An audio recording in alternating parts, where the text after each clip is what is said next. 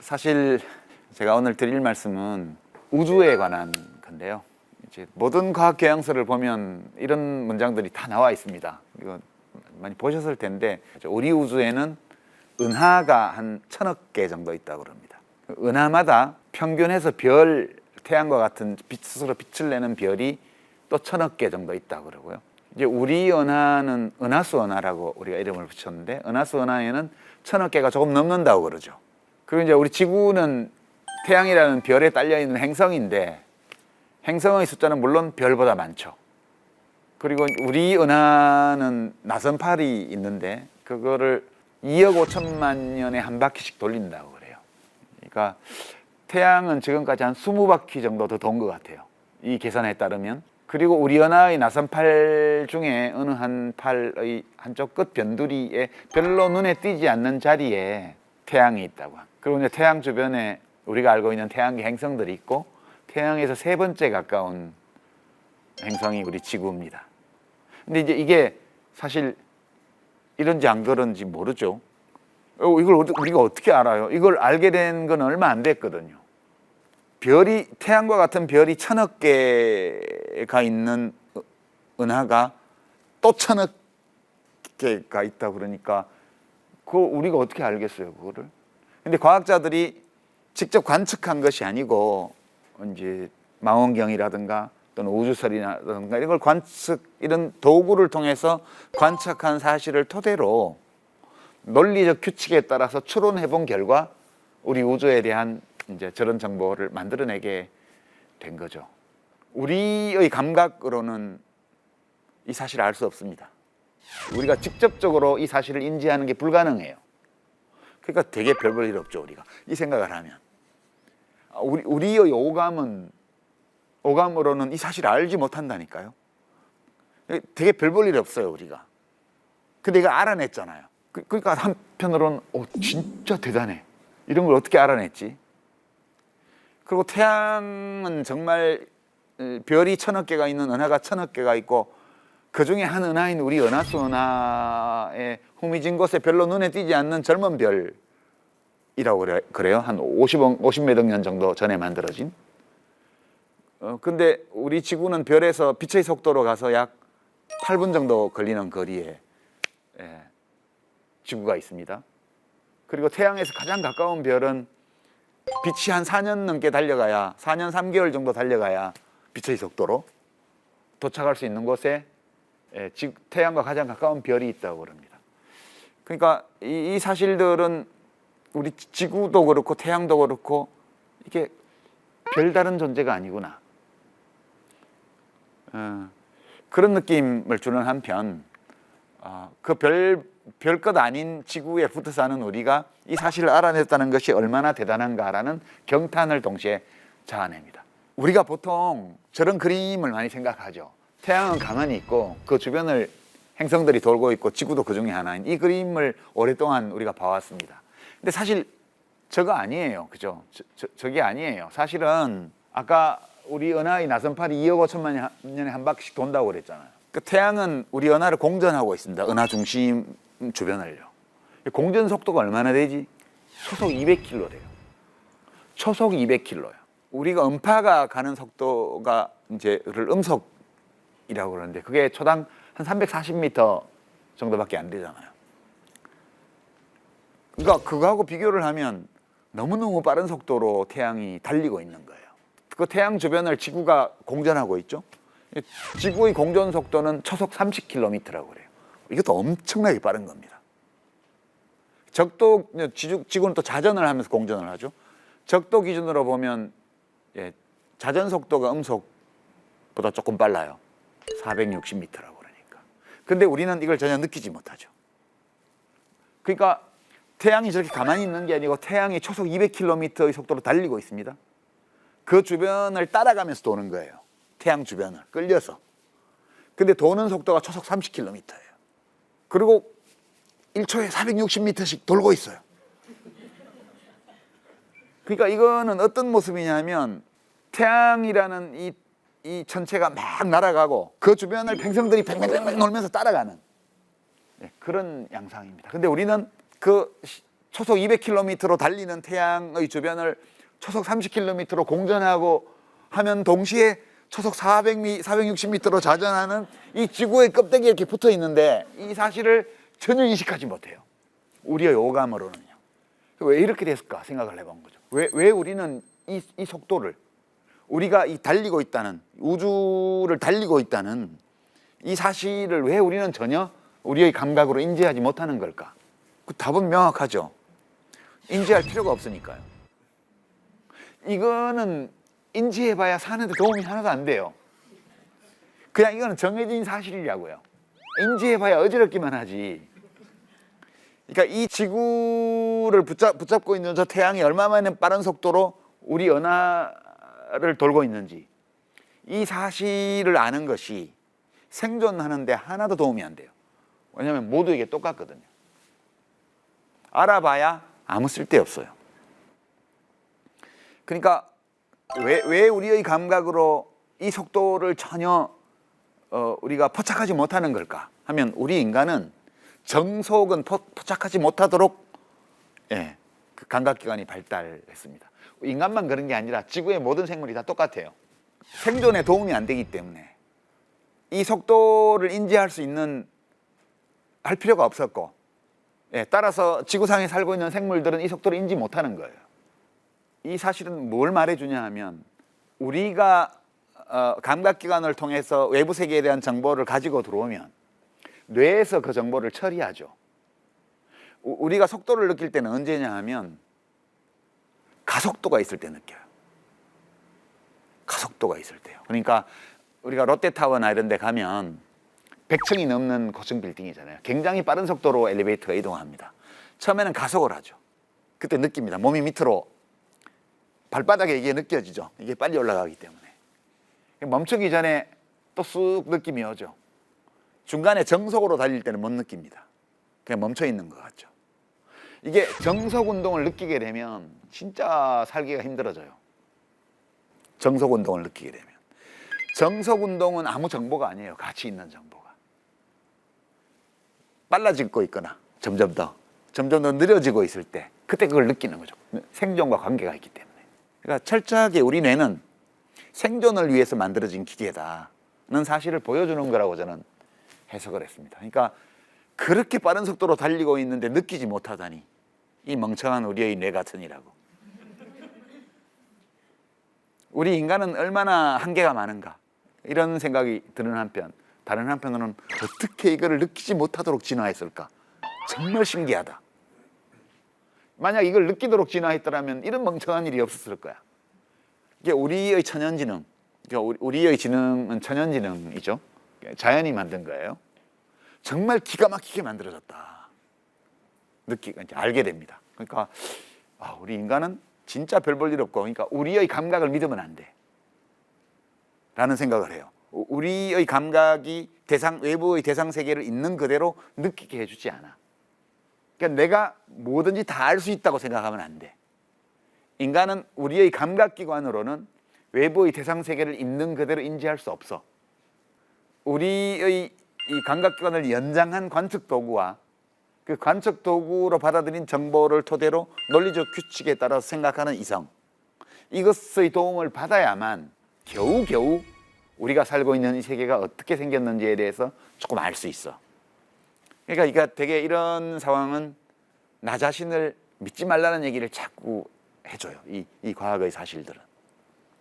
내가 봤어, 내가 알아, 내가 느껴, 이거요 아닌 때가 많거든요. 근본적으로 인간이 외부 세계를, 자기 자신을 인식하는 능력에 근본적인 한계가 있다. 더더군다나 나의 오감, 나의 감각기관을 통해서 직접적으로 얻은 정보를 가지고 어떤 대상을 규정하려고 하지 말라. 이게 일종의 불가지론이에요. 이제 에마누엘 칸트 선생이 이야기한 아주 알아듣기 어려운 그런 인간의 인지 능력에 관한 여러 얘기들은 이 사실에 비춰보면 다 이해가 돼요. 물론 이제 칸트 선생님이 그걸 그렇게 어렵게 말씀해 놓으신 거에 대해서는 전 불만이 엄청나게 많습니다. 그러나 그분이 펼쳤던 그 인식론, 불가지론, 이것은 매우 타당한 이론이었다고 생각해요. 그러니까 증명하지 못했죠. 그냥 주장한 거죠. 그것을 증명하기 위해서는 이런 과학적 사실들이 필요한데 칸트 선생님이 살았던 시대에는 이런 정보가 없었으니까요. 그렇게 이해하면 되고요. 동시에 이런 형편없는 감각기관을 가지고 저 태양의 공전 속도와 지구의 자전 속도까지 다 알아낸 우리 자신이 얼마나 놀라운 존재인가를 또 한번 생각하게 됩니다. 이것은 이제 칼 세이건의 코스모스나 또는 창백한 푸른 점 이런 데에서 나오는 문장입니다. 제가 제일 좋아하는 과학책 문장인데요. 저 사진이 이제 지구입니다. 저게 보정을 한 사진이에요. 그냥 그 보이저 1호 우주선이 찍어보낸 사진을 좀 더 잘 보이도록 보정을 해서 저렇게 만든 사진이에요. 저 사진은 1970년인가에 보이저 1호가 우주를 향해서 나갔습니다. 그래서 지구에서 출발해서 계속 태양과 반대 방향으로 가다가 태양계를 거의 벗어나기 직전 마지막 순간에 이제 세이건 박사가 비용이 엄청 드는 일을 나사에다가 계속 하자고 요구를 해서 저 사진을 찍게 됩니다. 그러니까 카메라를 우주를 관측하러 보낸 거니까 바깥쪽으로 카메라가 향하고 있는데 그걸 돌리는 거죠. 돌려서 반대로 돌려서 지구를 찍었습니다. 그게 지구예요. 진짜 광막한 어둠 속에 희미하게 약간 푸르스름하게 보이는 점. 그러니까 우리가 막 먼지가 날아다닐 때 창문으로 햇살이 들어오고 그럼 보통 때 안 보이던 먼지가 햇살을 받아서 이렇게 부옇게 빛나죠. 그런 먼지만도 못해요. 하늘이에요, 하늘. 우리가 보통 방에서 보는 먼지는 아주 숫자가 많은 반면에 쟤는 저 광막한 어둠 속에 저 옆으로 가 있는 선은 사실 그 카메라를 비롯한 장비 때문에 생긴 인위적으로 생긴 선이고요. 저게 있지는 않습니다. 그냥 아래 위에 있는 광막한 어둠 속에 저렇게 한 점으로 있는 거예요. 저것을 전송받았을 때 과학자들이 정말 소름 끼치는 어떤 감정을 느끼게 됩니다. 세이건 선생이 써놓은 글을 제가 요약해 보면 이렇습니다. 저 점이 이곳이다. 저 점이 우리의 집이다. 우리 자신이다. 당신이 사랑하는, 당신이 아는, 당신이 들어본 모든 사람이 저 점 위에 살았다. 모든 종교, 이데올로기, 경제체제, 수렵 채집인 영웅과 비겁자, 문명을 창조한 사람과 파괴한 사람, 왕과 농부, 발명가, 탐험가, 도덕교사와 부패한 정치인, 슈퍼스타와 위대한 영도자까지 모두가 다 저 먼지 같은 점 위에서 살았다는 거죠. 지구는 이 우주에서 지극히 작은 무대이고 보잘것없는 곳이에요. 그 다음 문장이 정말 제가 좋아하는 문장인데요. 인류 역사의 무수한 장군과 황제들이 저 작은 점의 극히 일부를 아주 잠깐 차지하는 영광을 누리려고 죽인 사람들, 강물처럼 흘렀던 그들의 피를 생각해보라. 저 작은 픽셀의 한 구석 사람들이 같은 빛색 픽셀 다른 쪽의 분간하기 어려울 정도로 비슷한 사람들에게 저지른 만행을 생각해보라. 저 창백한 푸른 점을 보라. 이렇게 써놨습니다. 너무너무 좋은 문장이에요. 저런 인류 역사의 무수한 장군 하면 떠오르는 이름들이 있죠. 황제 하면 떠오르는 이름들이 있습니다. 우리가 세계사 인류 역사를 배울 때 다 배웠던 사람들이에요. 저 작은 점의 극히 일부를 진짜 잠깐 차지하려고 엄청난 피를 흘렸습니다. 지금도 흘리고 있죠.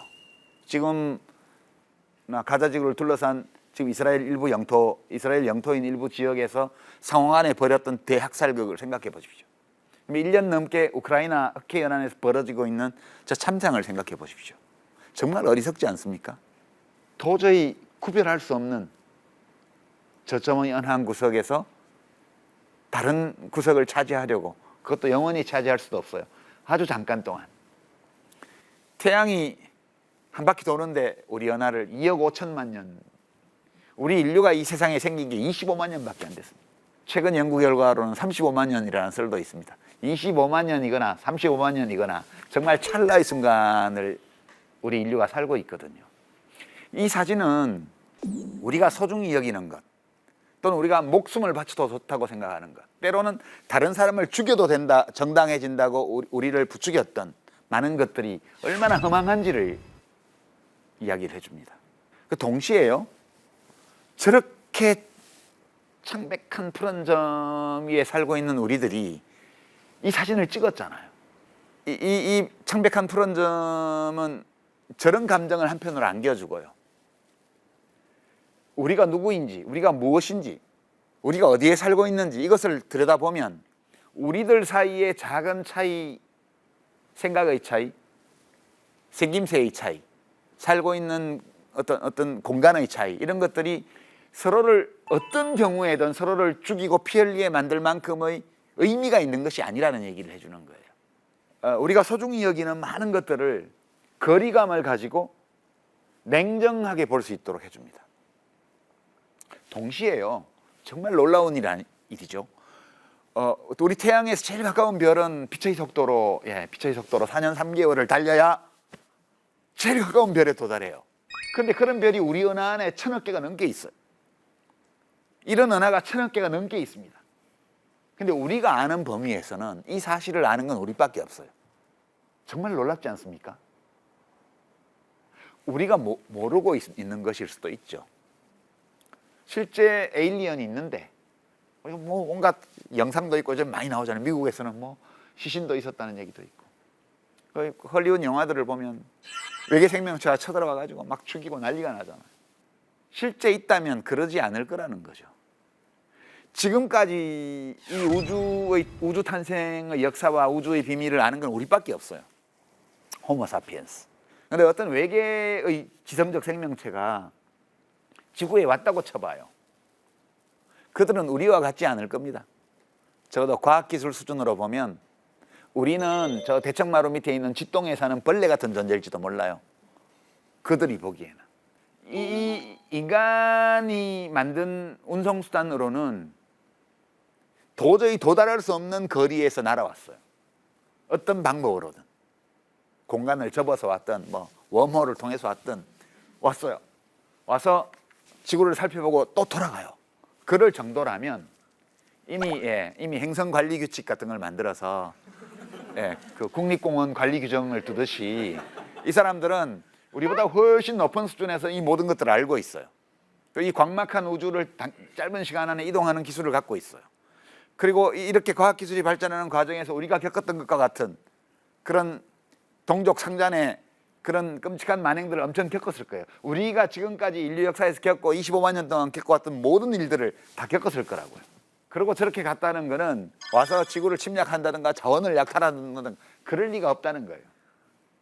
그런 에일리언의 모습은 우리가 우리 인간의 모습을 투영한 거예요. 우리는 만나면 낯선 존재는 다 죽이거나 복속시키거나 둘 중에 하나잖아요. 그렇게 살았거든요, 우리가. 그러니까 우리가 알고 있는 영화 속의 에일리언들은 우리의 모습을 투영한 거예요. 만약 그들이 전쟁을 벌이기로 작심하면 우리는 숨도 못 쉬고 다 절멸되는 겁니다. 저는 그렇게 봐요. 그래서 만약 에일리언이 있다면 UFO가 정말 어떤 지적 생명체가 외계에서 다른 천체에서 타고 온 어떤 운송수단이라면 그들은 틀림없이 국립공원 관리규칙 같은 것을 가지고 개입하지 않은 채 관찰하면서 하고 있을 거다. 저는 그렇게 생각합니다. 인류는 굉장히 외로워요. 우리 말고는 아무도 없어요. 이 광막한 우주에. 우리가 아는 범위에서는. 이 생각을 하면 우리끼리 좀 더 아껴줄 수 있죠. 엑스레이를 찍으면 흑인이나 백인이나 다 비슷하거든요. 엑스레이를 찍으면요. 그 우리들 중에서 뭐 무슨 잘생겼다 안 생겼다 해봤자 광대뼈 위에 피부가 몇 미리 더 있냐 덜 있냐 좌우 균형이 얼마나 더 맞냐 덜 맞냐 그 미세한 차이예요. 전부 다. 그 정말 외롭기 때문에 이 지구는 외로운 행성이고요. 우리 이 지구에서 북박아 사는 이 호모사피엔스라는 이 종은 유일한 종입니다. 이걸 알고 있는. 그러니까 서로 아껴줄 수 있는 존재인데 객관적으로 보면. 근데 이 우주를 생각하지 않고 여기만 보면 이게 다인 것 같아요. 그래서 공산당은 죽여 없애야 되고 자본주의는 쳐부숴야 되고 부르주아는 절멸시켜야 되고 프롤레타리아는 해방해야 되고 그 외세는 배격해야 되고 뭐 이런 거예요. 그러니까 얼마나 좀스럽고 이 어마어마한 우주의 비밀을 알아낸 아주 외로운 존재인 우리들끼리 얼마나 좀스러운 이유로 서로를 학살하고 죽이고 해코지하고 지금도 하고 있냐, 이 생각을 동시에 하는 거죠. 그러니까 이 칼 세이건 선생의 이런 문장들을 보고 있으면 제 자신을 생각해 보게 돼요. 대통령을 너무 미워하지 말자, 뭐 이런 거요.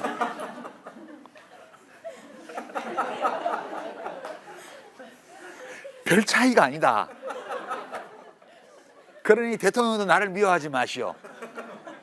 이런 생각을 하게 돼요. 그리 큰 차이가 아니라는 거예요. 그래서 인간에 대한, 우리 자신에 대한 양면의 감정을 동시에 느끼고요. 그리고 이제 제가 책에 우리 인간은 모두가 다 원자로 이루어져 있다. 우리 인간도. 이 세상 만물이 다 원자로 이루어져 있고, 이 세상 만물을 이루는 원자는 다 똑같은 입자라고요. 그러니까 다 똑같은 양성자, 중성자, 전자인데 그것이 원자 핵에 뭐가 몇 개 있고 전자가 몇 개 있냐에 따라서 다른 원자가 되고, 어느 원자와 어느 원자가 몇 대 몇 차의 비율로 어떤 방식으로 결합했냐에 따라서 다른 물질이 돼요. 탄소끼리, 탄소 4개가 서로 결합해서 평면에서 결합하면 흑연이에요. 그죠? 평면으로 결합해 있기 때문에 잘 미끄러지고 떨어져 가지고 그게 연필심이 되는 거예요. 근데 아래로 하나씩 더 붙잖아요. 이렇게 입체로 붙은 게 다이아몬드예요. 절대 안 떨어집니다. 입체가 만들어지니까. 순수한 탄소입니다. 그러니까 똑같은 물질인데 결합 방식에 따라서 우리가 보기에는 완전 다른 물질이 돼요.